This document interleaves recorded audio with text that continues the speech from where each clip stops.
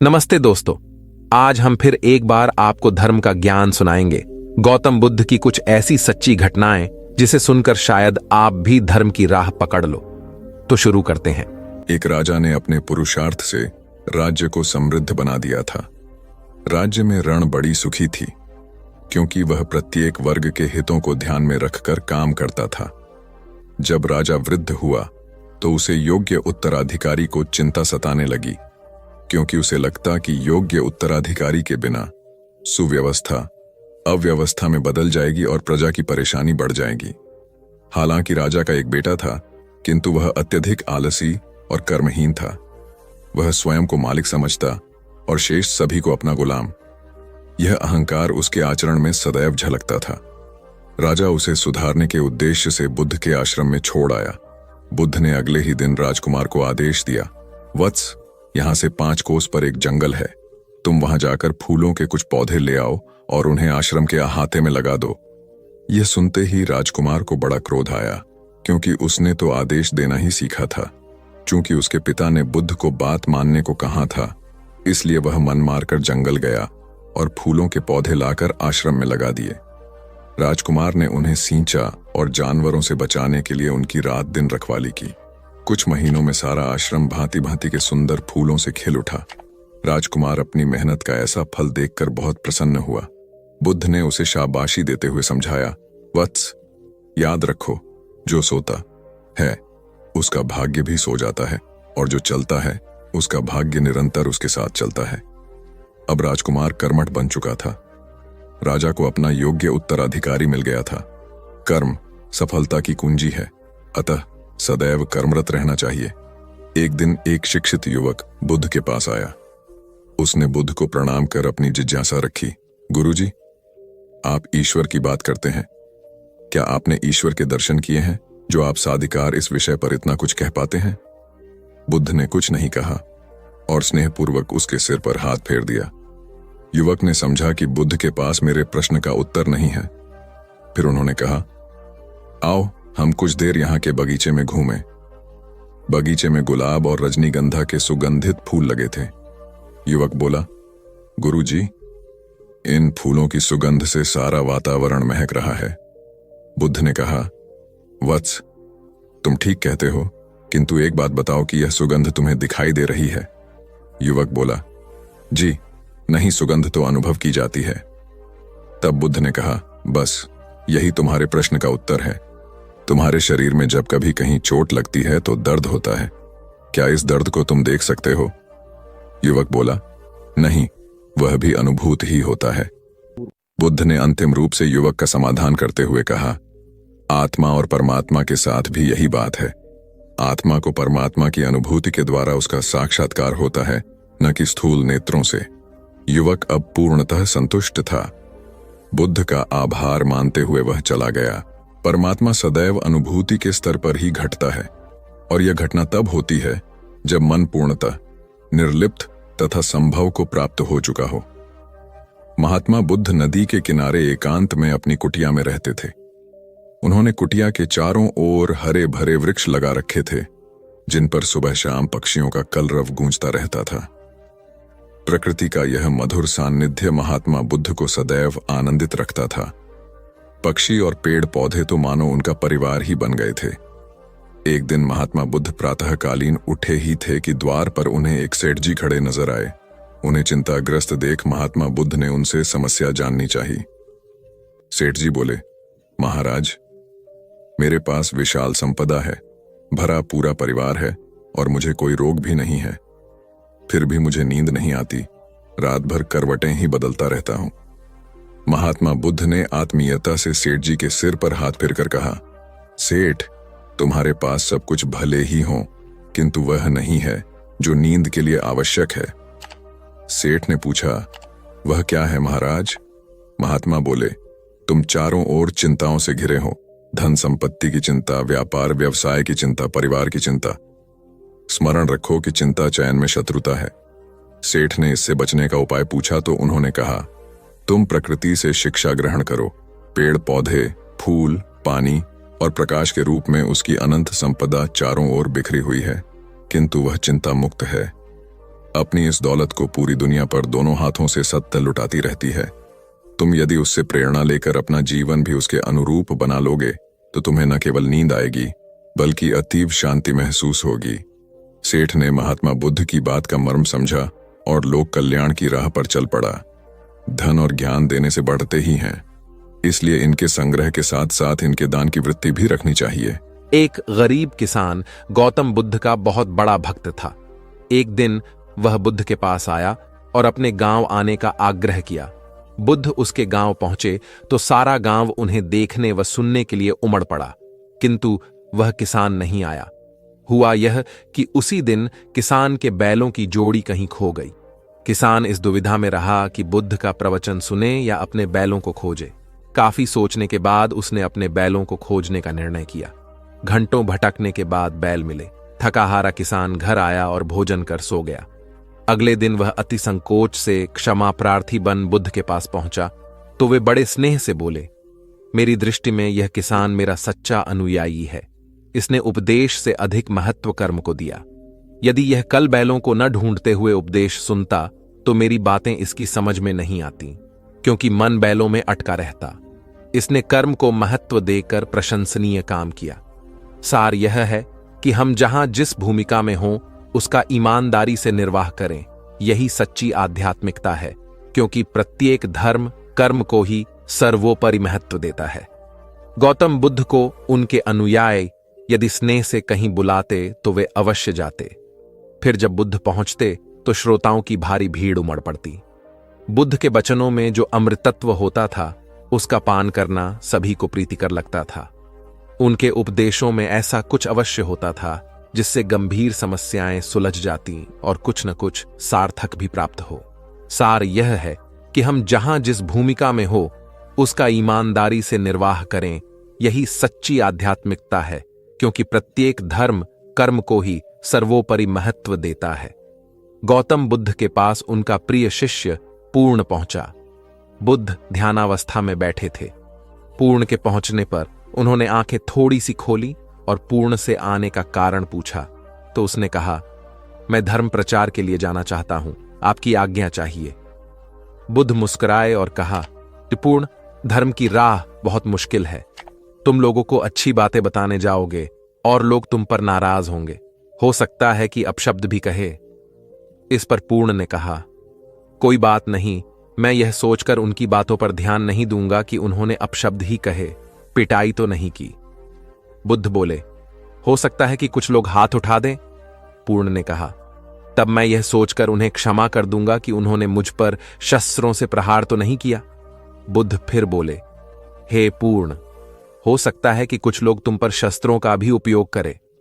पूर्ण ने उत्तर दिया, तब मैं यह सोचकर उनके प्रति कोई प्रतिकार की भावना नहीं रखूंगा कि उन्होंने मुझे मारा, पर जान से तो नहीं मार डाला, मुझे जीवित छोड़ दिया। बुद्ध ने फिर कहा, और यदि तुम्हारे प्राण ही ले लिए तब? पूर्ण ने तत्क्षण सिर झुकाकर कहा, तब मैं उनका आभारी रहूंगा कि उन्होंने धर्म के मार्ग पर मेरे प्राणों का उत्सर्ग करने में मेरी सहायता की। मैं उनके प्रति कृतज्ञ रहूंगा। तब बुद्ध ने आंखें खोली और आशीर्वाद देकर अनुमति दी तथा पूर्ण से कहा, अब तुम धर्म प्रचार करने के पात्र हो। जो किसी में भी कोई दोष न देखे वही सच्चा है। अच्छाई के मार्ग पर चलना बहुत मुश्किल काम है। जो इस राह पर चलता है उसके मार्ग में अनेक बाधाएं आती हैं, लेकिन जो व्यक्ति किसी में भी दोष न देखे वही बाधाओं को सहजता से पार कर अपने लक्ष्य को पूरा कर पाता है। एक बार गौतम बुद्ध जब वन से गुजर रहे थे तब एक राक्षसी हाथ में तलवार लेकर प्रकट हुई और कहा, अरे बुद्ध, आज तुम्हारे प्रेम को मेरी घृणा के सामने झुकना ही पड़ेगा। आज तुम्हारे जीवन का अंतिम दिन है। बुद्ध ने मुस्कुराते हुए उत्तर दिया, मैं घृणा, उपहास और द्वेष के आगे नतमस्तक नहीं होऊंगा। मैं निंदा, प्रशंसा अथवा उपहास किसी से भी प्रभावित नहीं होता। तुम मुझसे इतनी घृणा करती हो, पर मैं तो तुमसे भी प्रेम करता हूं। राक्षसी ने पूछा, तुम मुझसे प्रेम क्यों करते हो? बुद्ध बोले, मैं तुम्हें मां का रूप देख रहा हूं और मां तो प्रेम का रूप होती है, उसमें हिंसा हो ही नहीं सकती। इतना सुनते ही राक्षसी के हाथ से तलवार गिर पड़ी। हे बुद्ध, तुम धन्य हो। इतना कहते ही बहदेवी में बदल गई और अंतर्धान हो गई। दरअसल जो लोग दूसरों से द्वेष करते हैं, अंत में एक दिन घृणा उन्हें नष्ट कर देती है। घृणा से घिरे हुए लोगों को एक दिन घृणा ले डूबती है। प्रेम सत्य के आवरण से ढका होता है। सत्य से जुड़ा हुआ व्यक्ति सदैव आनंद में जीता है। सत्य को केवल अपने तक सीमित मत रखो, उसे अपने कर्मों में ढालना होगा। सत्य रूपी गुलाब की खुशबू है कर्म। अपने कर्म को प्रेम और सत्य में डुबो कर करो। प्रेम और सत्य मनुष्य को विकास की ओर ले जाते हैं। ध्यान रहे कि ये दोनों मार्ग ईश्वर की ओर जाते हैं। इस मार्ग पर चलने वाले सहज में ही आनंद और शांति को पा लेते हैं। गौतम बुद्ध भ्रमण करते हुए वैशाली नगर के वन विहार में पहुंचे। उनके आगमन का समाचार पूरे नगर में फैल गया। कुछ ही समय में मानो पूरा नगर उनके दर्शन के लिए उमड़ पड़ा। बड़े व्यापारी, शिक्षाविद, समाज सेवी, अधिकारी और राज परिवार से जुड़े कई वरिष्ठ भी वहां पहुंचे। सभी की भावना थी कि तथागत बुद्ध अपने शिष्यों सहित उनके निवास पर पहुंचे एवं भोज का आमंत्रण स्वीकारें। बुद्ध सभी के निवेदन को सुन रहे थे और स्वभावगत मुस्कान के साथ आमंत्रण का आभार व्यक्त कर रहे थे। तभी वैशाली की यात गणिका आम्रपाली भी वहां पहुंची। वह बुद्ध की शिक्षा से प्रेरित होकर बहुत पहले ही अपनी गणिका वृत्ति त्याग चुकी थी। उसने भी बुद्ध को भोजन का आमंत्रण दिया। बुद्ध ने तत्काल उसे स्वीकार किया और अगले दिन भिक्षुओं सहित उसके घर आने की सहमति दे दी। बुद्ध के एक शिष्य को यह बात अच्छी नहीं लगी कि इतने सारे वरिष्ठों के निवेदन के बावजूद बुद्ध ने आम्रपाली का आमंत्रण स्वीकारा। शिष्य की दृष्टि में आम्रपाली गणिका होने से घृणित कर्म से जुड़ी रही थी। जब सभी लोग चले गए तब शिष्य ने पूछा, भगवान, इतने लोगों ने आपको न्योता दिया, फिर आपने आम्रपाली का ही आमंत्रण क्यों स्वीकारा? बुद्ध ने कहा, माना वह गणिका थी, लेकिन पश्चाताप की अग्नि में तपकर वह निर्मल हो चुकी है। यदि कोई व्यक्ति इस निर्मलता को प्राप्त कर ले तो वह उनसे भी श्रेष्ठ हो जाता है, जो ऐसे किसी घृणित कर्म में लीन न रहे हों। ऐसे व्यक्ति का आमंत्रण स्वीकारने में संकोच नहीं होना चाहिए। कोई व्यक्ति जब तक बुरे कामों में संलग्न रहता है तब तक उससे दूरी रहे तो ठीक है, लेकिन जो बुरे कामों को छोड़ दे उसे स्वीकार करने में संकोच नहीं करना चाहिए। इससे उसकी अच्छाई की ओर बढ़ने की भावना को बल मिलता है। गौ बुद्ध के जीवन की एक घटना है। उन्होंने नियम बना रखा था कि वे अपने संघ में स्त्रियों को स्थान नहीं देंगे। स्त्रियों के लिए भिक्षु होने की दीक्षा उन्होंने वर्जित कर रखी थी। एक समय गौतम बुद्ध एक गांव में ठहरे हुए थे। वहां महाप्रजापति गौतमी उनके पास पहुंची। उन्होंने बुद्ध से कहा, आप स्त्रियों को भी दीक्षा दें। किंतु बुद्ध ने अस्वीकार कर दिया। अनेक स्त्रियां इकट्ठी हुईं और उन्होंने विचार किया कि कैसे गौतम बुद्ध से स्वीकृति प्राप्त की जाए। स्त्रियों ने निर्णय लिया कि स्वयं सेविकाएं बनकर गौतम बुद्ध के समक्ष पहुंचा जाए। गौतमी ने अपने बाल काटे, भिक्षु के वस्त्र पहने और अनेक स्त्रियों के साथ बुद्ध के सामने पहुंच गई। उनकी यह मांग थी कि स्त्रियों को भी दीक्षा दी जाए। बुद्ध ने उनकी बात को स्वीकार नहीं किया। स्त्रियां निराश हुईं। जब बुद्ध के एक शिष्य आनंद ने स्त्रियों को देखा, उनके पांव सूजे हुए थे, उन पर धूल चढ़ी हुई थी, उनकी आंखों से आंसू बह रहे थे। उन्होंने पूछा, क्या बात है? स्त्रियों ने कहा, बुद्ध उनके धर्म और नियम के अनुसार हमें भिक्षु होने की दीक्षा नहीं दे रहे हैं। जब आनंद ने व्यक्तिगत रूप से बुद्ध से निवेदन किया, बुद्ध को उन्होंने याद दिलाया, इस समय यह सामाजिक मान्यता है कि स्त्रियां मोक्ष की अधिकारी नहीं हैं, पुरुषों के मुकाबले निम्न हैं। तो क्या आप भी यह मानते हैं और इसलिए उन्हें दीक्षित नहीं कर रहे हैं? बुद्ध का उत्तर था, मुझे गलत न समझा जाए। मेरी मान्यता है कि पुरुष की तरह ही स्त्री भी निर्वाण प्राप्त कर सकती है, लेकिन मैं कुछ व्यावहारिक कारणों से स्त्रियों को संघ में शामिल करने और दीक्षा देने की स्वीकृति प्रदान नहीं कर रहा हूं। आनंद का उत्तर था, सिद्धांत और व्यवहार में परिवर्तन करना चाहिए। बुद्ध को बात जच गई और उन्होंने यह घोषणा की, जो स्त्रियां भिक्षु होना चाहेंगी उन्हें कुछ नियमों का पालन करना होगा। स्त्रियों ने स्वीकार किया और तब से स्त्रियां भी बौद्ध बनने लगीं। गौतम बुद्ध एक बार अपने शिष्यों के साथ प्रवास पर निकले। एक नगर से दूसरे नगर तक जाने की राह में वन पड़ता था। वन क्षेत्र में प्रवेश करने के साथ ही कुछ दूर चलने पर बुद्ध एक जगह रुक गए। पीछे आ रहे शिष्यों का समूह भी उन्हें देख उसी स्थान पर रुका। लेकिन वहां रुके रहना शिष्यों के लिए मुश्किल हो गया, क्योंकि सामने एक क्षत विक्षत शव पड़ा था और उसकी दुर्गंध वातावरण में फैल रही थी। शिष्यों ने अपने वस्त्र से नाक बंद कर ली, लेकिन बुद्ध शव की ओर टकटकी लगाए देखते रहे।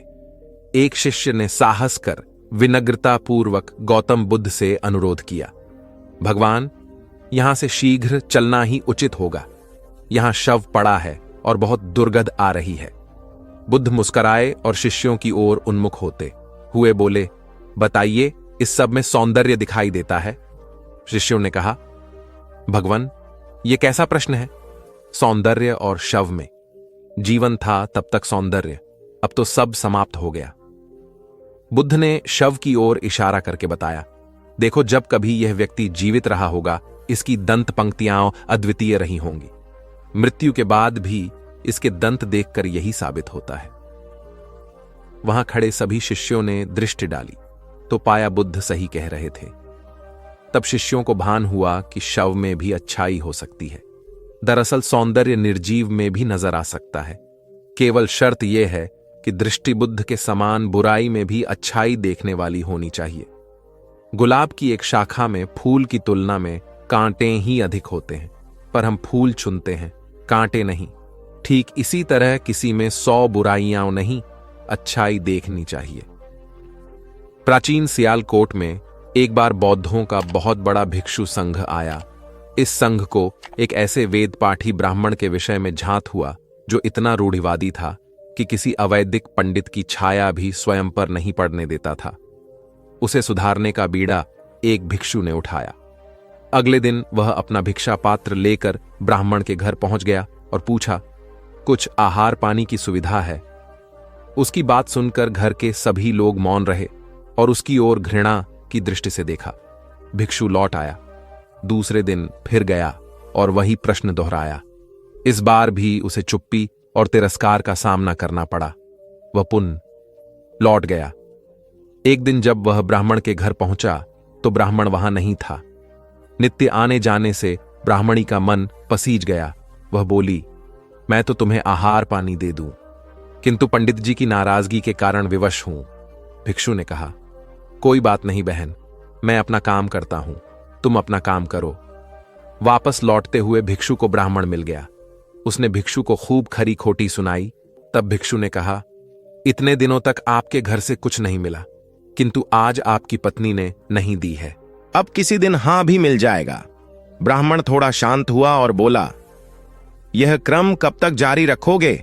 भिक्षु ने उत्तर दिया, जब तक जीवित हूं। उसका धैर्य देख ब्राह्मण का अहंकार पिघल गया और उसने भिक्षु से क्षमा मांगी। वस्तुतः धैर्य व सहिष्णुता के बल पर बड़ी से बड़ी प्रतिकूलता को अनुकूलता में बदला जा सकता है। भगवान बुद्ध के प्रवचन सुनने के लिए एक व्यक्ति नियमित रूप से आता था। इस प्रकार उसे 1 माह हो चुका था, किंतु उसके जीवन पर कोई प्रभाव नहीं पड़ा। भगवान बुद्ध उपदेश में कहते थे कि धर्म पर चलो, अपने जीवन से राग द्वेष को दूर करो, काम क्रोध लोभ मोह और अहंकार से सदा दूर रहो। बुद्ध के उपदेशों से लोगों को बहुत शांति मिलती थी, किंतु उस व्यक्ति का मन अशांत रहता था। एक दिन उसने बुद्ध से जाकर कहा, हे प्रभु, मैं 1 माह से आपका उपदेश सुन रहा हूं, किंतु उसका तनिक भी असर मेरे आचरण पर नहीं पड़ा। मैं बहुत परेशान हूं, मुझे क्या करना चाहिए? बुद्ध उनकी बात सुनकर बोले, तुम कहां के रहने वाले हो? उसने कहा, श्रावस्ती का। बुद्ध ने अगला प्रश्न किया, वह यहां से कितनी दूर है? उसने अनुमान से बता दिया। बुद्ध ने पुनः जिज्ञासा प्रकट की, कितना समय लगता है? उस व्यक्ति ने हिसाब लगाकर बता दिया। बुद्ध ने कहा, अब बताओ कि क्या तुम यहां पर बैठे बैठे ही अपने घर पहुंच सकते हो? उसने कहा, यह कैसे हो सकता है? वहां पहुंचने के लिए तो चलना होगा। तब बुद्ध ने बड़े प्रेम से उसे समझाया, जैसे चलने पर ही पहुंचा जा सकता है, वैसे ही अच्छी बातों पर अमल करने से ही लाभ होता है। हे प्यारे, तुम मेरे ज्ञान के साथ अपने कर्म को जोड़ दो, तब तुमको उत्तम फल मिलेगा। उस व्यक्ति को अपनी गलती समझ में आ गई। उसने अपने जीवन में सुधार कर लिया। जिससे उसका जीवन सदाचारी बन गया। एक छोटी सी नदी थी, उसके दोनों किनारों पर लोग रहते थे। नदी के पानी से दोनों ओर के लोग अपना अपना काम चलाते थे और सुखमय जीवन बिताते थे। एक बार संयोग से पानी को लेकर दोनों पक्षों में तनातनी हो गई। वे एक दूसरे पर आरोप लगा रहे थे कि तुम ज्यादा पानी ले रहे हो। जब आपसी बातचीत में मामला नहीं निपटा तो वे मरने मारने पर उतारू हो गए। उनके पास जो भी हथियार थे उन्हें तत्काल निकाल लाए और एक दूसरे पर टूट पड़ने को आमादा हो गए। तभी किसी ने जाकर भगवान बुद्ध को सूचना दी। उन्होंने दोनों पक्षों के प्रतिनिधियों को बुलाया और तकरार का कारण पूछा। दोनों प्रतिनिधियों ने अपना अपना पक्ष रखा। बुद्ध ने दोनों की बातें सुनी और मुस्कुराकर कहा, तो तुम लोग क्या करोगे? दोनों प्रतिनिधियों ने आवेश में आकर कहा, हम खून की नदियां बहा देंगे। भगवान बुद्ध ने कहा, तो तुम्हें खून चाहिए? उन लोगों ने हतप्रभ होकर बुद्ध की ओर देखा, फिर बोले, नहीं, हमें पानी चाहिए। भगवान बुद्ध ने कहा, तो तुम्हें खून चाहिए? उन लोगों ने हतप्रभ होकर बुद्ध की ओर देखा, फिर बोले, नहीं, हमें पानी चाहिए। तब सहज भाव से बुद्ध ने कहा, खून बहाकर खून मिलेगा, पानी कैसे पाओगे? कुछ ठहर कर आगे बुद्ध बोले, याद रखो, हिंसा हिंसा को बढ़ाती है, बैर बैर को बढ़ाता है। नदी से ही सीख लो कि वह किसी से लड़ती नहीं, वह निश्चल भाव से अपने जल का सभी के लिए दान करती है। बुद्ध के शब्दों ने जादू जैसा काम किया और दोनों पक्षों की समस्या का सहज रूप से समाधान हो गया। दोनों पक्ष मिल बांटकर पानी का उपयोग करने लगे। कुल बुद्ध एक दिन वैशाली में प्रवचन दे रहे थे। विशाल जनसमूह उन्हें अत्यंत शांति और तन्मयता से सुन रहा था। कहीं कोई शोर नहीं था, मात्र बुद्ध की वाणी गूंज रही थी। बुद्ध के शिष्यों के साथ उपस्थित लोग बुद्ध के अमृत वचनों का पान पूर्ण एकाग्रता से कर रहे थे। तभी उस शांत वातावरण में खलल उत्पन्न करती एक व्यक्ति की जोरदार आवाज आई, आज मुझे सभा में बैठने की अनुमति क्यों नहीं दी गई? बुद्ध उस व्यक्ति का चिल्लाना सुनकर भी मौन रहे। उस व्यक्ति ने पुनः चिल्लाकर यही प्रश्न पूछा। बुद्ध ने नेत्र बंद कर लिए। उनका एक शिष्य बोल उठा, भगवान, बाहर खड़े अपने इस शिष्य को अंदर आने की अनुमति दीजिए। बुद्ध ने नेत्र खोलकर कहा, नहीं, यह अस्पृश्य है। शिष्यगण बुद्ध के मुंह से अस्पृश्य शब्द सुनकर विस्मित हुए और उन्होंने पूछा, वह अस्पृश्य क्यों? कैसे? भगवान, आपके धर्म में तो जात पात का भेद नहीं है। बुद्ध बोले, आज यह क्रोध में आया है। क्रोध से जीवन की एकता भंग होती है। क्रोध ही मानसिक हिंसा करता है। किसी भी कारण से क्रोध करने वाला अस्पृश्य है। उसे कुछ देर तक स्मरण कर लेना चाहिए कि अहिंसा परम धर्म है। कथा का उपदेश यह है कि क्रोध एक असात्विक भाव है जो कर्ता और भोक्ता दोनों के लिए हानिकारक होता है। अथ इससे बचते हुए शांति से विचारने व कार्य करने की प्रवृत्ति अपनानी चाहिए। शांत मन और मस्तिष्क ही विवेकपूर्ण निर्णय लेने में सक्षम होते हैं। बौद्ध संघ के एक भिक्षु को कोई गंभीर रोग हो गया। उसकी हालत इतनी खराब हो गई कि वह चल फिर भी नहीं सकता था और मलमूत्र में लिपटा पड़ा रहता था।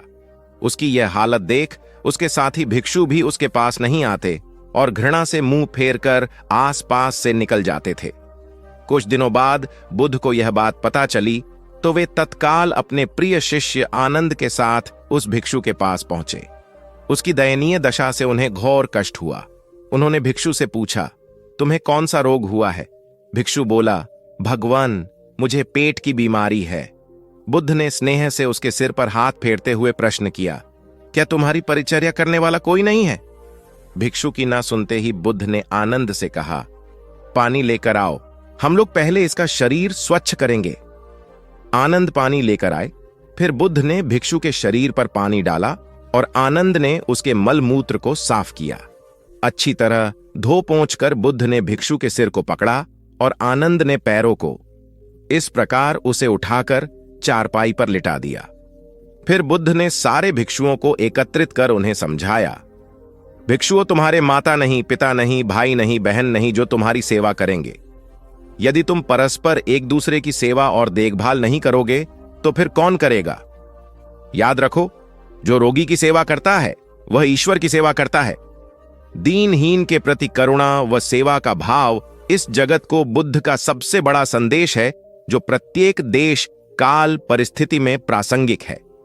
गौतम सिद्धार्थ बुद्धत्व प्राप्त करके महात्मा बुद्ध बन गए। सत्य, अहिंसा और दया की मूर्ति बुद्ध अपने शिष्यों के साथ एक गांव में पहुंचे। कुछ अज्ञानी लोग उनके विरोधी थे। वे बुद्ध को अपशब्द कहने लगे। बुद्ध के शिष्यों को बहुत बुरा लगा, मगर बुद्ध ने उन्हें समझाया, ये लोग तो केवल अपशब्द ही कह रहे हैं।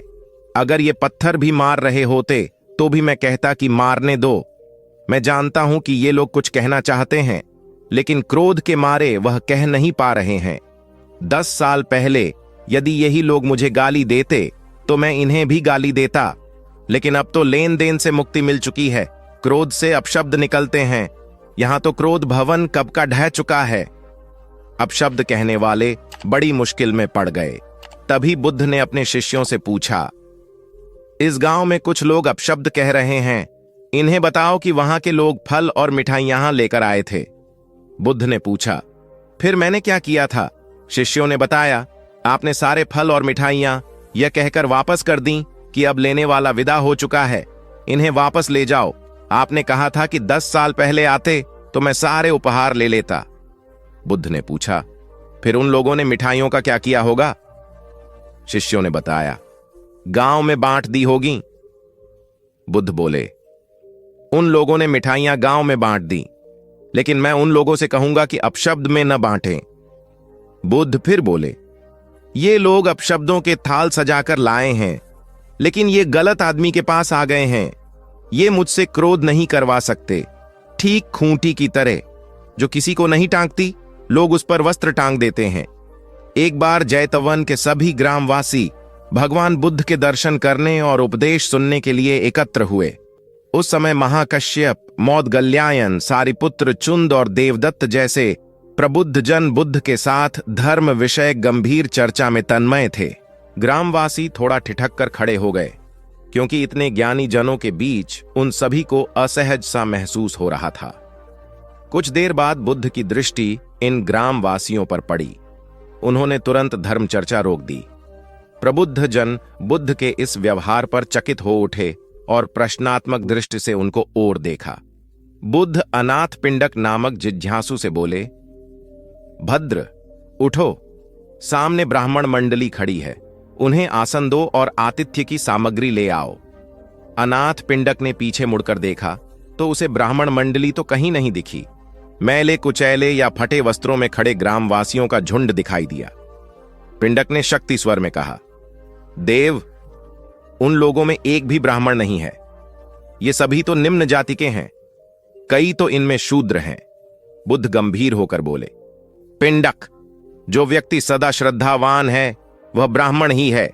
ये लोग प्रयोजन के लिए भावयुक्त होकर आए हैं, इसलिए इस समय तो ये ब्राह्मण ही हैं। अत तुम इनका समुचित सत्कार करो। कथा का इंगित यह है कि व्यक्ति जन्म से नहीं, कर्म से ब्राह्मण होता है।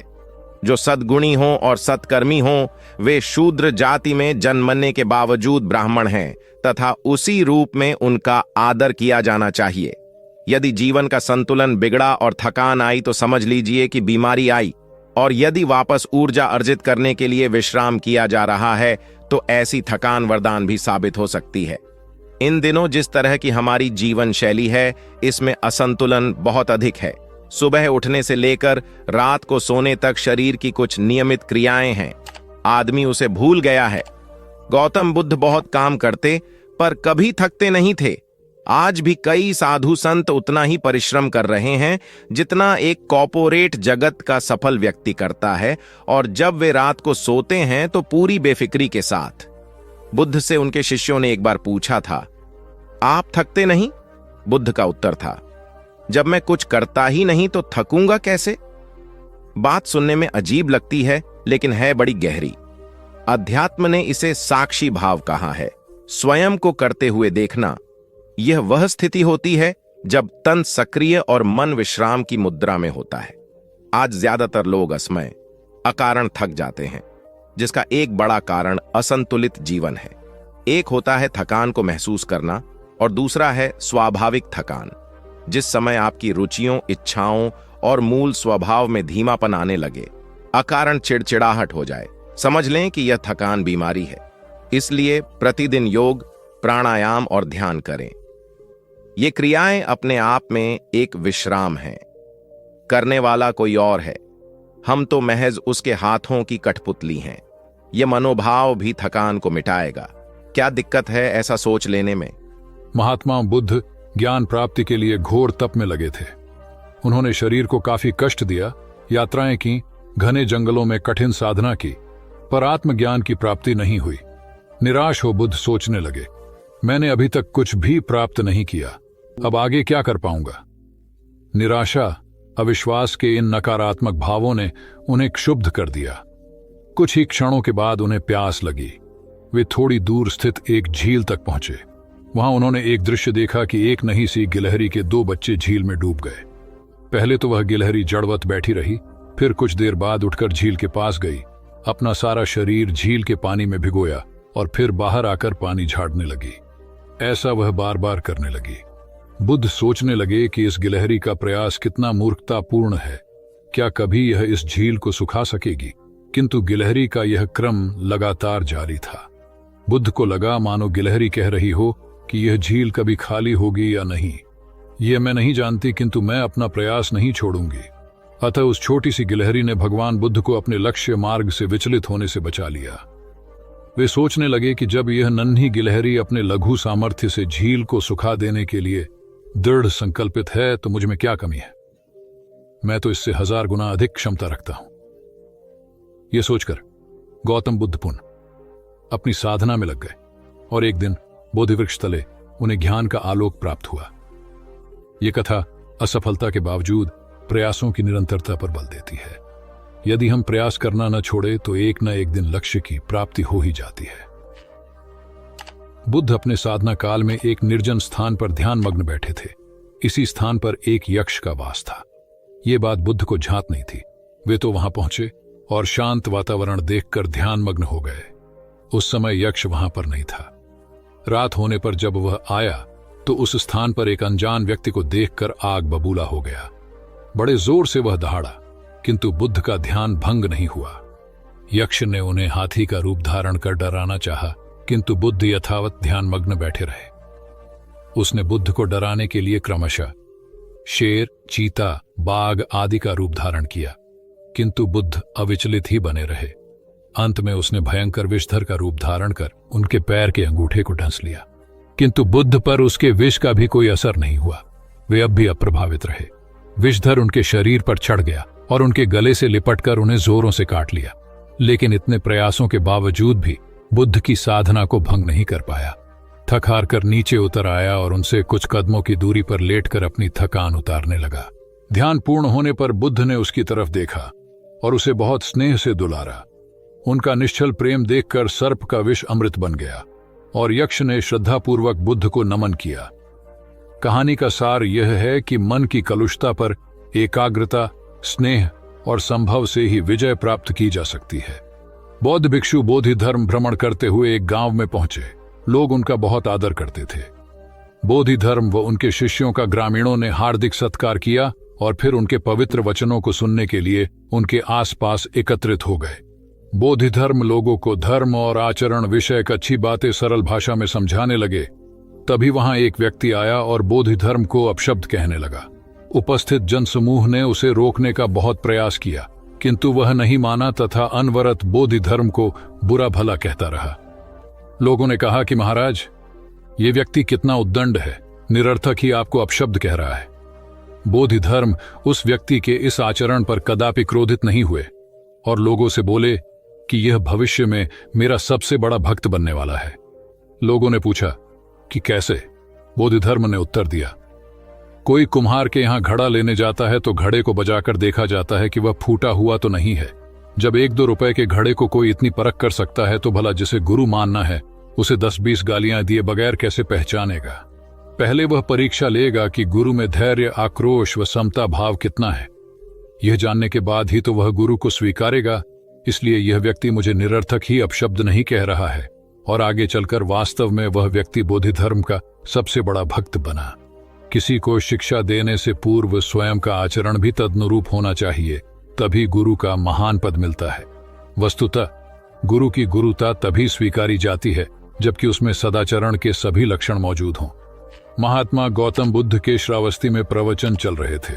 प्रवचन में नित्य ही बड़ी संख्या में लोग आते और विविध महत्वपूर्ण व गंभीर विषयों पर बुद्ध से ज्ञान ग्रहण करते। बुद्ध का शिष्य वर्ग भी काफी विशाल था, जो प्रवचन स्थल की व्यवस्था संभालता और बुद्ध की सेवा में सदैव तत्पर रहता। एक बार रात के समय महात्मा बुद्ध प्रवचन दे रहे थे।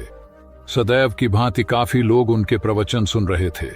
एक व्यक्ति जो बुद्ध के ठीक सामने बैठा था, बार बार नींद के झोंके ले रहा था। बुद्ध थोड़ी देर तक तो प्रवचन देते रहे, फिर उससे बोले, वत्स, सो रहे हो? उस व्यक्ति ने हड़बड़ाकर कहा, नहीं महात्मा। बुद्ध ने पुनः प्रवचन प्रारंभ किए। वह व्यक्ति फिर ऊँघने लगा।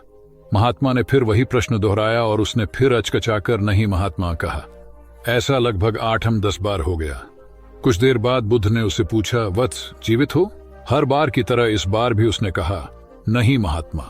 यह सुनकर उपस्थित श्रोताओं में हंसी की लहर दौड़ गई और वह व्यक्ति पूर्णतः चैतन्य हो गया।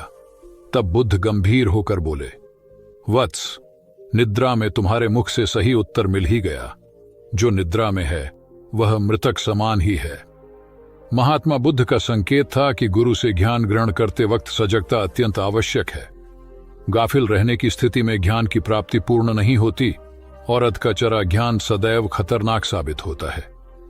कथा सिद्धार्थ के जीवन के उस दौर की है जब वे बुद्धत्व को प्राप्त नहीं हुए थे और निरंजना नदी के तटीय वनों में वृक्ष के नीचे ध्यान करते थे। सिद्धार्थ प्रतिदिन ध्यान करने के बाद पास के किसी गांव में चले जाते और भिक्षा मांगकर लौट आते। कुछ दिनों के बाद उन्होंने भिक्षाटन पर जाना बंद कर दिया, क्योंकि एक गांव के प्रधान की छोटी बेटी सुजाता उनके लिए नित्य भोजन लाने लगी। सिद्धार्थ को वह बड़े स्नेह से भोजन कराती थी। कुछ दिनों बाद उसी गांव का एक चरवाहा भी सिद्धार्थ से प्रभावित होकर उनके पास आने लगा। उसका नाम स्वस्थी था। एक दिन स्वस्थी से सिद्धार्थ बातें कर रहे थे कि सुजाता भोजन लेकर आई। जैसे ही सिद्धार्थ ने भोजन करना शुरू किया, उन्होंने बातचीत बंद कर दी। जितनी देर तक वे भोजन करते रहे, बिल्कुल चुप रहे और वहां सन्नाटा छाया रहा। स्वस्थी को हैरानी हुई। उसने सिद्धार्थ के भोजन करने के उपरांत उनसे पूछा, गुरुदेव, आप मेरे आने के बाद निरंतर वार्तालाप करते रहे, किंतु भोजन के समय एक शब्द भी नहीं बोले। इसका क्या कारण है? सिद्धार्थ बोले, भोजन का निर्माण बड़ी कठिनाई से होता है। किसान पहले बीज बोता है, फिर पौधों की रखवाली करता है और तब कहीं जाकर अनाज पैदा होता है। फिर घर की महिलाएं उसे बड़े जतन से खाने योग्य बनाती हैं। इतनी कठिनाई से तैयार भोजन का पूरा आनंद तभी संभव है जब हम पूर्णतः मौन हों। भोजन के दौरान मैं मौन रहकर उसका पूरा स्वाद लेता हूँ। वस्तुतः शांति से किया गया भोजन न केवल शारीरिक भूख को तृप्त करता है, बल्कि मानसिक आनंद और सात्विक ऊर्जा भी देता है। सम्राट अशोक संपूर्ण भारत को अपने राज्य में मिलाना चाहते थे, पर कलिंग के युद्ध में हुए रक्तपात को देखकर उन्हें अत्यधिक दुख पहुंचा। उनकी महत्वाकांक्षा ने जो तबाही मचाई थी, उसे देखकर उन्हें खुद पर ग्लानि हुई। उन्होंने देखा कि लोग दर्द से कराह रहे थे। यह सब विनाश केवल उनकी महत्वाकांक्षा से हुआ था।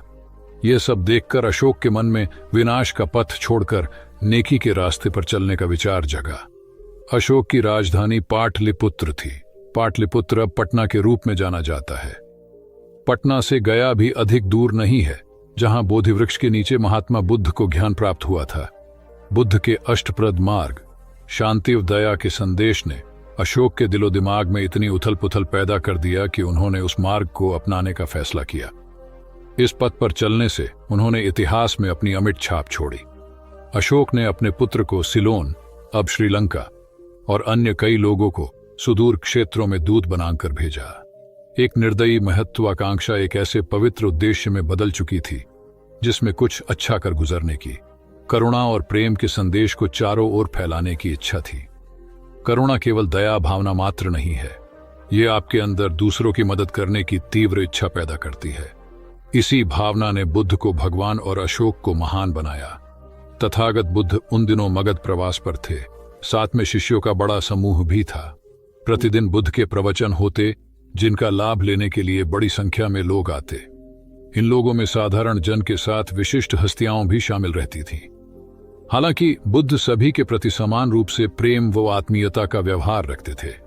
इन लोगों में नगर सेठ का पुत्र भी था, जो बड़े ध्यान से बुद्ध के प्रवचन सुनता था। वह नित्य ही बुद्ध के शिष्यों के समक्ष बुद्ध की तारीफों के पुल बांधता और धन्य धन्य भाव से घर जाता। एक दिन प्रवचन समाप्त होने के बाद उसने किसी शिष्य से कहकर बुद्ध से मिलने की हार्दिक इच्छा प्रकट की।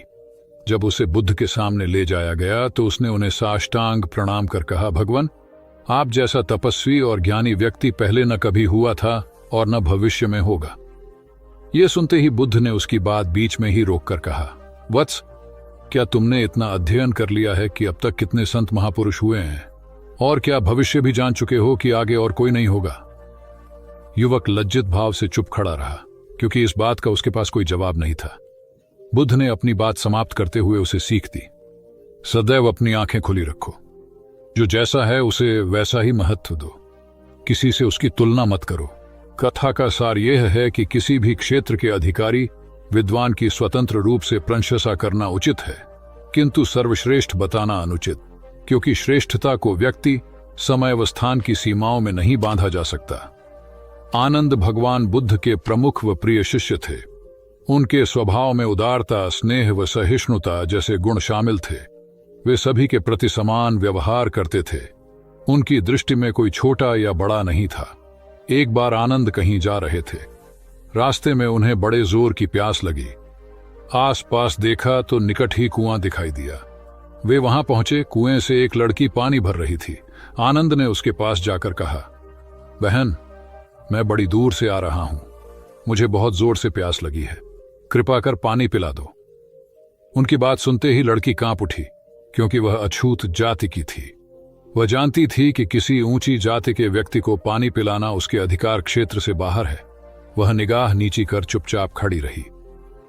आनंद ने प्यास से व्याकुल होकर फिर कहा, बहन, तुमने सुना नहीं, प्यास के मारे मेरे प्राण निकले जा रहे हैं, मुझे पानी पिला दो। लड़की भयवश कुछ नहीं बोल पाई। जब आनंद ने बड़े स्नेह से उससे पानी न पिलाने का कारण पूछा तो वह बोली, मैं निम्न जाति की कन्या हूं, आपको पानी कैसे पिला सकती हूं? उसकी बात सुनकर आनंद ने कहा, बहन, मैंने तुमसे पानी मांगा है, जाति तो नहीं पूछी। आनंद की उदारता ने उस कन्या का भय दूर कर दिया और उन्हें पानी पिलाकर वह धन्य हो गई।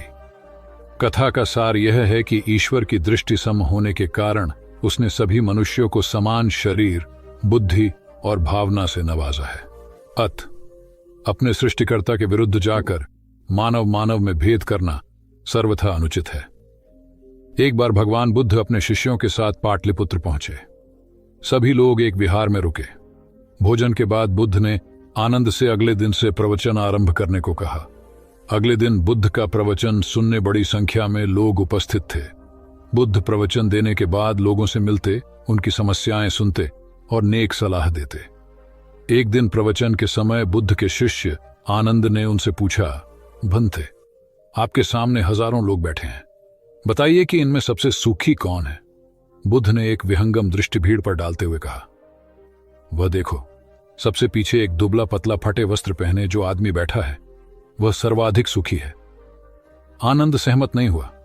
वह बोला, यह कैसे संभव है? वह तो बहुत दयनीय जान पड़ता है। बुद्ध ने अपनी बात सिद्ध करने के लिए बारी बारी से सामने बैठे लोगों से पूछा, तुम्हें क्या चाहिए? किसी ने संतान मांगी तो किसी ने मकान, कोई रोग मुक्ति चाहता था तो कोई अपने शत्रु पर विजय। ऐसा एक भी व्यक्ति नहीं था जिसे कोई इच्छा ना हो। अंत में बुद्ध ने उस फटेहाल आदमी को बुलाकर पूछा, तुम्हें क्या चाहिए? उसने हाथ जोड़कर जवाब दिया, कुछ नहीं, यदि ईश्वर को मुझे कुछ देना ही है तो बस इतना कर दें कि मेरे अंदर कभी कोई चाह पैदा ना हो। मैं ऐसे ही स्वयं को सबसे बड़ा सुखी मानता हूं। उसकी बात सुनकर आनंद से बुद्ध ने कहा, आनंद, जहां चाह है वहां सुख नहीं हो सकता। आनंद ने बुद्ध की इस शिक्षा को सदा के लिए गांठ बांध लिया। सार यह है कि लालसा से लोभ बढ़ता है, जो असंतोष का जनक होता है। यदि सही अर्थों में सुख पाना है तो किसी लालसा की बजाय उपलब्ध स्थितियों में संतुष्ट रहना चाहिए। गौतम बुद्ध ने बहुत से अज्ञानी लोगों को सम्यक दृष्टि प्रदान की थी। तब को बात है, कोसांबी में एक ब्रह्मचारी रहता था। उसे अभिमान था कि उस जैसा कोई विद्वान नहीं है, इसलिए अपने साथ सदैव जलती मशाल रखता था। गौतम बुद्ध ने देखा तो उसे पूछा, अरे ये मशाल लिए क्यों घूमते हो? ब्रह्मचारी ने उत्तर दिया, सभी प्राणी अंधकार और अज्ञान में पथभ्रष्ट हैं, उन्हें रास्ता दिखाने के लिए मशाल लिए घूमता हूं। तथागत ने पूछा, क्या तुम्हें 4 प्रकार की विद्याओं, शब्द विद्या, नक्षत्र विद्या, राज विद्या व युद्ध विद्या का पूर्ण ज्ञान है? ब्रह्मचारी ने अपनी अनभिज्ञता प्रकट करते हुए मशाल फेंक कर तथागत के चरणों में मस्तक झुका दिया। उसका ज्ञान गर्व चूर हो गया। जो दूसरों को मूर्ख समझकर उनसे घृणा करता है, वो उस व्यक्ति की तरह है जो स्वयं अंधा होकर दूसरों को मशाल दिखाता घूमता है। अहंकारी कभी विवेकवान नहीं हो सकता और बिना विवेक के सत असत का ज्ञान नहीं हो सकता। अंततः ऐसे विवेकांत व्यक्ति को जीवन में कोई उपलब्धि प्राप्त नहीं होती, हताशा ही हाथ लगती है। काशाय वस्त्र पहन लिए। उसने सुना, आप एकाहारी हो गए हैं, वह भी एकाहारी हो गई। आपने उत्तम पलंग पर सोना त्याग दिया है तो इसने भी त्याग दिया। आपने माला का त्याग किया, गंध का त्याग किया तो इसने भी वह सब त्याग दिया। मायके वाले इसे संदेश भेजते हैं, वे इसे ले जाना चाहते हैं, लेकिन यह यहीं रहती है, इसी कक्ष में। यह गुण की मूर्ति है। राजा स्नेह से अपनी बहू को देखते रहे। अचानक तथागत उठे, उस कक्ष से बाहर चले गए। शाक्य मुनि ने शिष्यों को शांत रहने को कहा था, लेकिन वे स्वयं उस कक्ष से बाहर चले गए। मैं हमेशा सोचता हूं उस पल क्या हुआ होगा, उनके मन के भीतर कैसे कैसे विचार उठते होंगे। क्या संबोधि एक लघु क्षण होता है या दीर्घ क्षण? क्या संबोधि एक अनंत अभ्यास है? क्या संयम उसका गरुड़यान है? धम्मपद का 13वां श्लोक बार बार याद आता है। यथागारम दुछेन बुट्टी समति विभजति एवं अभावितम चित्तम राघो समति विभजति। घर की छत मजबूत न हो, सही तरह से उसे घास फूस से ढका न गया हो, तो बरसात के दिनों में उसमें से पानी रिसता है, घर भर में फैल जाता है। उसी तरह ध्यान और एकाग्रता हमारे व्यक्तित्व की छत है। एक दिन एक व्यक्ति बुद्ध के पास पहुंचा। वह बहुत अधिक तनाव में था। अनेक प्रश्न उसके दिमाग में घूम घूम कर उसे परेशान कर रहे थे, जैसे आत्मा क्या है, आदमी मृत्यु के बाद कहां जाता है, सृष्टि का निर्माता कौन है, स्वर्ग नरक की अवधारणा कहां तक सच है और ईश्वर है या नहीं। उसे इन प्रश्नों के उत्तर नहीं मिल रहे थे। जब वह बुद्ध के पास पहुंचा तो उसने देखा कि बुद्ध को कई लोग घेर कर बैठे हैं। बुद्ध उन सभी के प्रश्नों व जिज्ञासाओं का समाधान अत्यंत सहज भाव से कर रहे हैं। काफी देर तक यह क्रम चलता रहा, किंतु बुद्ध धैर्यपूर्वक हर एक को संतुष्ट करते रहे। बेचारा व्यक्ति वहां का हाल देखकर परेशान हो गया। उसने सोचा कि इन्हें दुनियादारी के मामलों में पड़ने से क्या लाभ, अपना भगवत भजन करें और बुनियादी समस्याओं से ग्रस्त इन लोगों को भगाए। किंतु बुद्ध का व्यवहार देखकर तो ऐसा लग रहा था मानो इन लोगों का दुख उनका अपना दुख है। आखिर उस व्यक्ति ने पूछ ही लिया, महाराज, आपको इन सांसारिक बातों से क्या लेना देना? बुद्ध बोले, मैं ज्ञानी नहीं हूं और इंसान हूं। वैसे भी वह ज्ञान किस काम का जो इतना घमंडी और आत्म केंद्रित हो कि अपने अतिरिक्त दूसरे की चिंता ही न कर सके। ऐसा ज्ञान तो अज्ञान से भी बुरा है। बुद्ध की बातें सुनकर व्यक्ति को उलझन दूर हो गई। उस दिन से उसकी सोच व आचरण दोनों बदल गए। कथा का सार यह है कि ज्ञान तभी सार्थक होता है जब वह लोक कल्याण में संलग्न हो। महात्मा बुद्ध ने युवक को सत्संग का महत्व समझाया। महात्मा बुद्ध एक गांव में ठहरे हुए थे। वे प्रतिदिन शाम को वहां पर सत्संग करते थे। भक्तों की भीड़ होती थी क्योंकि उनके प्रवचनों से जीवन को सही दिशा बोध प्राप्त होता था। बुद्ध की वाणी में गजब का जादू था। तब बुद्ध ने उसे समझाया, यदि इसी तरह उसे पानी में निरंतर डालते रहोगे तो कुछ ही दिनों में ये छेद फूलकर बंद हो जाएंगे और टोकरी में पानी भर पाओगे। इसी प्रकार जो निरंतर सत्संग करते हैं उनका मन एक दिन अवश्य निर्मल हो जाता है। अवगुणों के छिद्र भरने लगते हैं और गुणों का जल भरने लगता है। युवक ने बुद्ध से अपनी समस्या का समाधान पा लिया। निरंतर सत्संग से दुर्जन भी सज्जन हो जाते हैं, क्योंकि महापुरुषों की पवित्र वाणी उनके मानसिक विकारों को दूर कर उनमें सद्विचारों का आलोक प्रसारित कर देती है। एक आदमी को बुद्ध ने सुझाव दिया कि दूर से पानी लाते हो, क्यों नहीं अपने घर के पास एक कुआं खोद लेते? हमेशा के लिए पानी की समस्या से छुटकारा मिल जाएगा। सलाह मानकर उस आदमी ने कुआं खोदना शुरू किया, लेकिन 7-8 फीट खोदने के बाद उसे पानी तो क्या, गीली मिट्टी का भी चिन्ह नहीं मिला। उसने वह जगह छोड़कर दूसरी जगह खुदाई शुरू की, लेकिन 10 फीट खोदने के बाद भी उसमें पानी नहीं निकला। उसने फिर तीसरी जगह कुआं खोदना शुरू किया, लेकिन यहां भी उसे निराशा ही हाथ लगी। इस क्रम में उसने 8-10 फीट के 10 कुएं खोद डाले, लेकिन पानी कहीं नहीं मिला। वह निराश होकर बुद्ध के पास गया। उसने बुद्ध को बताया कि मैंने 10 कुएं खोद डाले, मगर पानी एक में भी नहीं निकला। बुद्ध को आश्चर्य हुआ। वे स्वयं चलकर उस स्थान पर आए जहां उसने 10 गड्ढे खोदे हुए थे। बुद्ध ने उन गड्ढों की गहराई देखी और सारा माजरा समझ गए।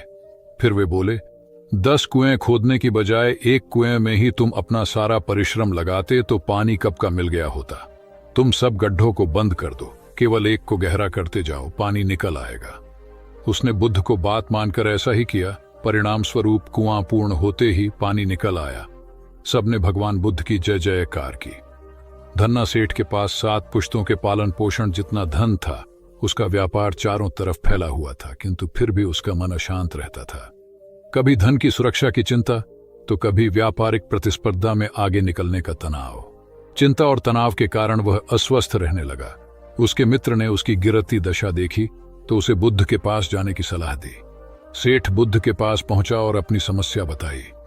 बुद्ध ने उसे सांत्वना देते हुए कहा, तुम घबराओ मत, तुम्हारा कष्ट अवश्य दूर होगा। बस तुम यहां कुछ दिन रहकर प्रभु का ध्यान किया करो। बुद्ध के कहे अनुसार सेठ ने रोज ध्यान करना शुरू कर दिया, किंतु सेठ का मन ध्यान में नहीं लगा। वह जैसे ही ध्यान करने बैठता, उसका मन फिर अपनी दुनिया में चला जाता। उसने बुद्ध को यह बात बताई, किंतु बुद्ध ने कोई उपाय नहीं बताया। थोड़ी देर बाद जब सेठ बुद्ध के साथ वन में सायंकालीन भ्रमण कर रहा था, तो उसके पैर में एक कांटा चुभ गया। वह दर्द के मारे कराहने लगा। बुद्ध ने कहा, बेहतर होगा कि तुम जी कड़ाकर कांटे को निकाल दो, तब इस दर्द से मुक्ति मिल जाएगी। सेठ ने मन कड़ाकर कांटा निकाल दिया। उसे चैन मिल गया। तब बुद्ध ने उसे समझाया, ऐसे ही लोभ, मोह, क्रोध, घमंड व द्वेष के कांटे तुम्हारे मन में गड़े हैं। जब तक अपने मन की संकल्प शक्ति से उन्हें नहीं निकालोगे, अशांत ही रहोगे। सेठ का अज्ञान बुद्ध के इन शब्दों से दूर हो गया और उसने निर्मल हृदय की राह पकड़ ली। अपनी कुप्रवृत्तियों से मुक्ति के लिए संकल्पबद्धता अनिवार्य है। जब तक व्यक्ति दृढ़ निश्चय न कर ले, वह अपनी गलत आदतों से मुक्त नहीं हो सकता। बुद्ध की शिक्षा से गांव का उद्धार हुआ। एक युवक ने बुद्ध से आकर कहा, मेरा गांव अशिक्षित है। मैं अपने परिवार से झगड़कर थोड़ा बहुत पढ़ पाया हूं। आगे और पढ़ना चाहता हूं, किंतु सभी रोक रहे हैं। घर के लोग सोचते हैं कि खेती में खूब पैसा है और उसके लिए किसी शिक्षा की आवश्यकता नहीं है। यही सोच गांव वालों की भी है।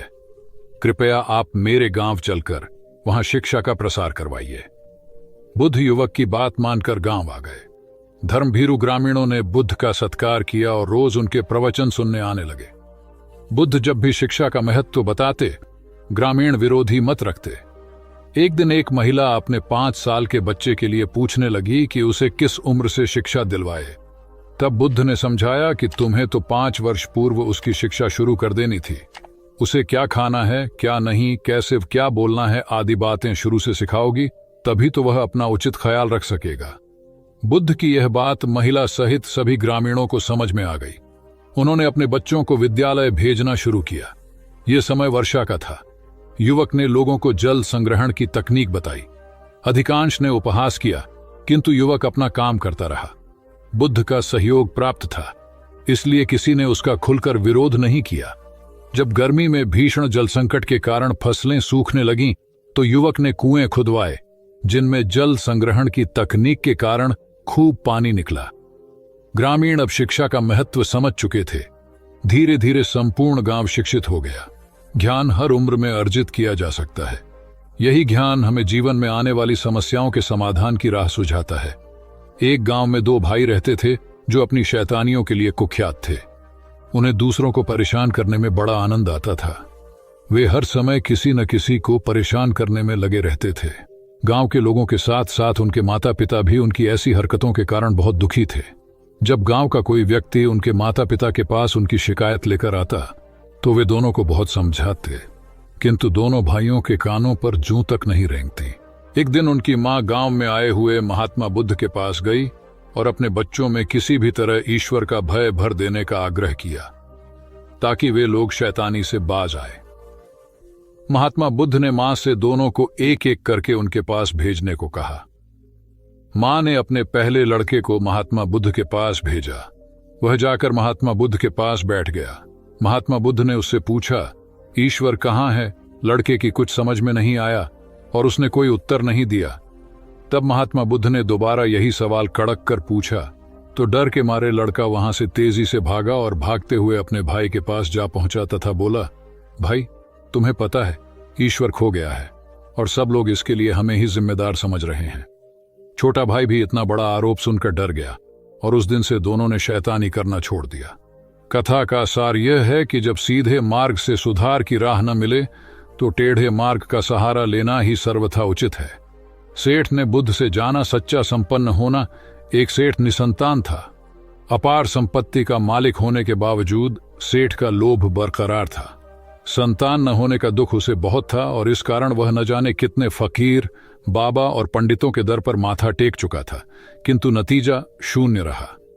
एक बार सेठ के नगर में बुद्ध का आगमन हुआ।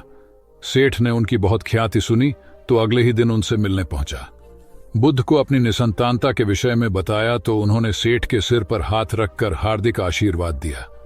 संयोग की बात कि कुछ ही समय बाद सेठ को संतान सुख प्राप्त हो गया। वह बुद्ध के प्रति आभार भाव से भर उठा।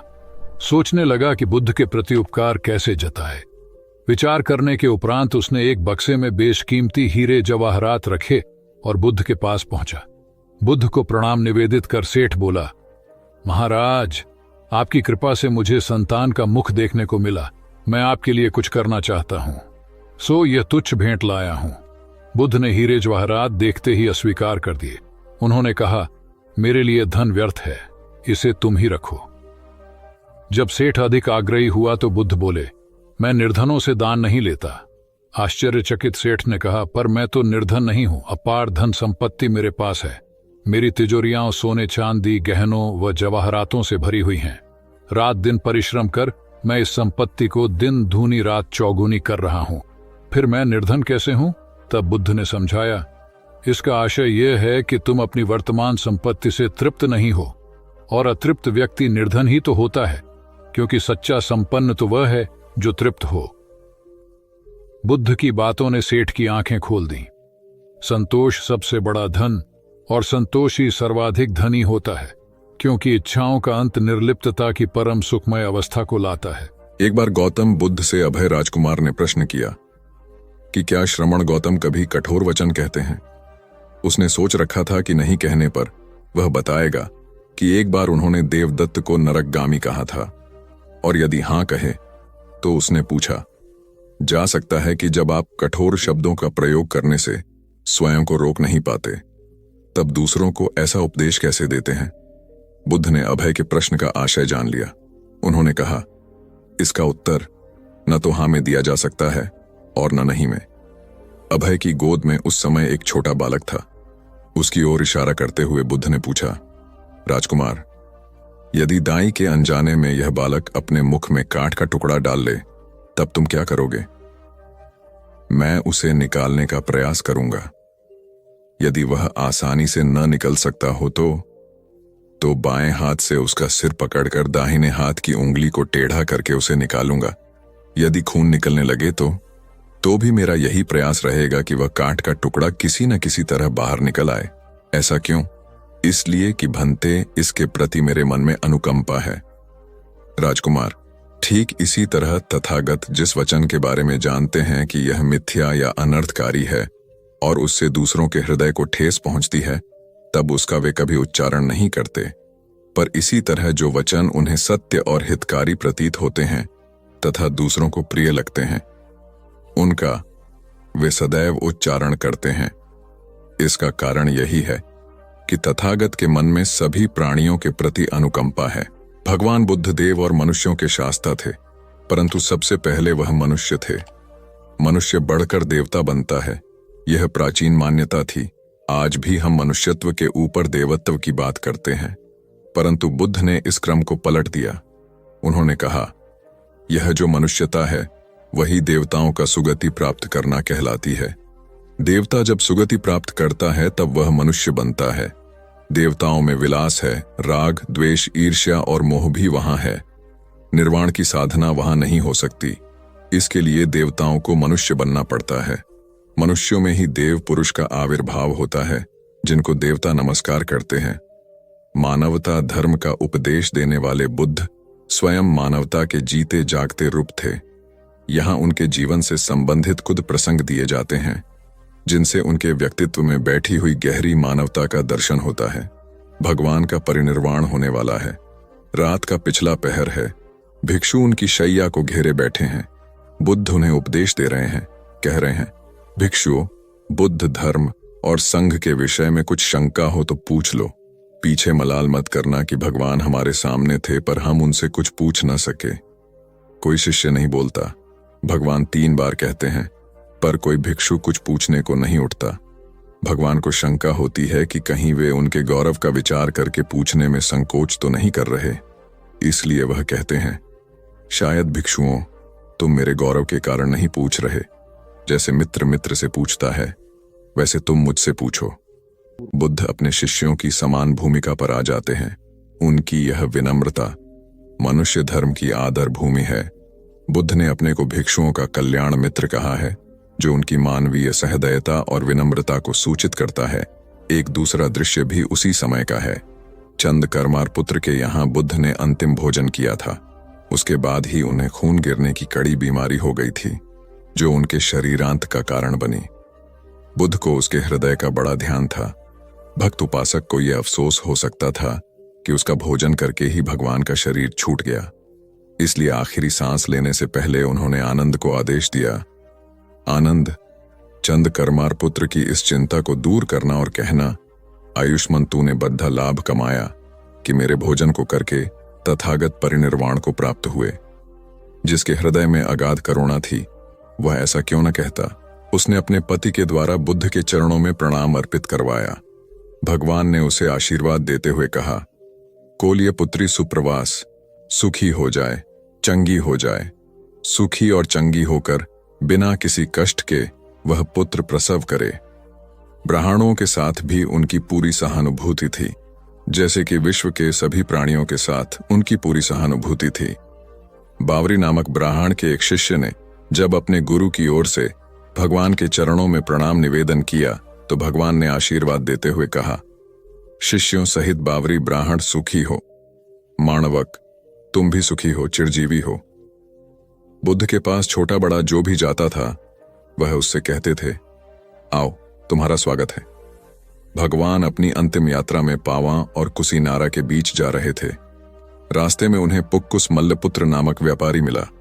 उसने उन्हें एक दुशाला भेंट किया, परंतु भगवान उसे अकेले कैसे आड़ते। वह अपने शिष्य आनंद को सम्मानित करना चाहते थे। उन्होंने कहा, पुक्कुस, दुशाले के एक भाग को मुझे ओढ़ा दे, दूसरे को आनंद को। पुक्कुस ने ऐसा ही किया। भूल करने वालों के